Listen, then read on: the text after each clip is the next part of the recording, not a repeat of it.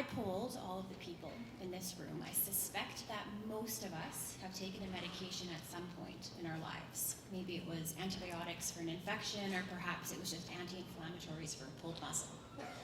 Now, if 6 weeks after taking that medication you developed a fever and swollen lymph nodes and a peculiar skin rash, do you think you would ever suspect that that medication you took was the culprit?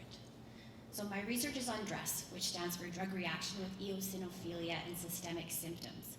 It's a potentially fatal hypersensitivity reaction that can occur 2 to 8 weeks after the ingestion of a medication.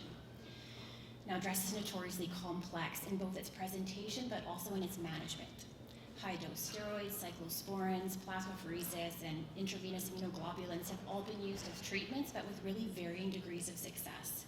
So the goal of my research was to evaluate the best approach to the clinical management of DRESS based on the short and long-term outcomes from documented patient cases.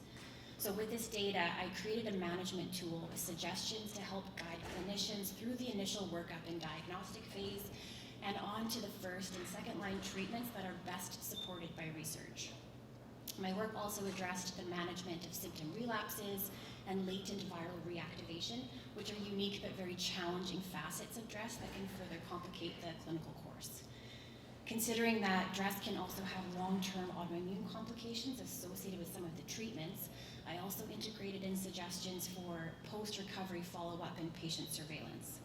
Now, undoubtedly, there is a need for clinical trials to evaluate the efficacy of some of the more novel treatment approaches, but my goal with this research was really just to take a step towards fostering a more informed and standardized approach.